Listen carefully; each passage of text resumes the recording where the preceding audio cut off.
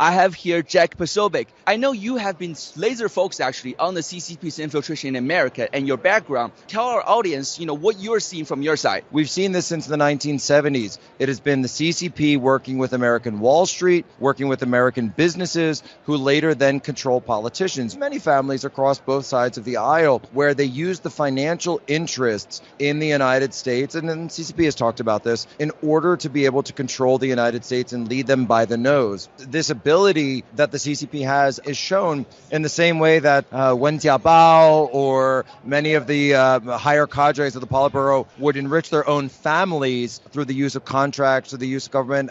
Xi Jinping, his own family, of course, very, very wealthy because of this. That in the United States, they're doing the same thing. You're looking at a very old system of corruption that, understanding China, understand the way it works, having lived there for several years, you start to see more and more of this deal that was made all the way back in the 1990s, really beginning with the Tiananmen Square incident, Shiqing. It was the deal between American elites and the CCP was that China would become the manufacturer. 老百姓 would be given nothing. They would be the workers, the slaves, 劳工, all of it. And then it would be the elites in the West who become rich. They provide the financial capital, intellectual property. And in this way, it actually served to weaken both the American people and the people of China, because it only became the elites. And if you look at the actual percentages of the population of China and the membership of the party, it is 1% of the Chinese population.